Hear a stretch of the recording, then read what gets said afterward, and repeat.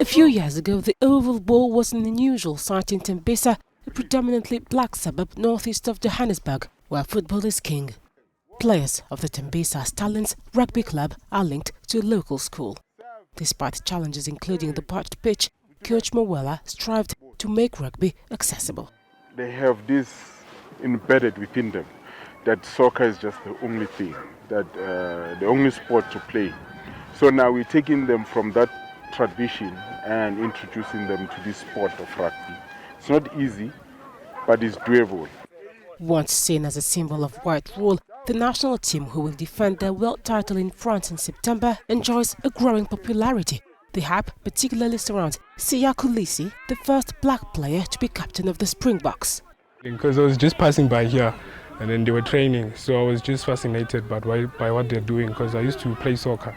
And then I just joined them for one session and then I just fell in love with it from there.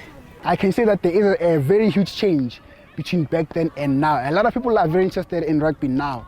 Young ones from like all over the location, they're very intrigued by the sport that we play here every day, so it is growing in that sense.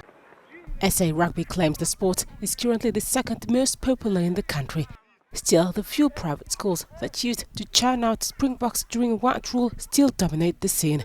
Coach Mawela has high aspirations for the new generation. We want them to have dreams, to be hopeful, to know that it's possible even if you're black. And of course, looking at the Springboks that we have, your Siya Kolisi, they should look up to those people. Analysts say the legacy of South Africa's history of racial segregation, the lack of investment in public schools and infrastructures, is still holding back progress towards equal representation in the sport.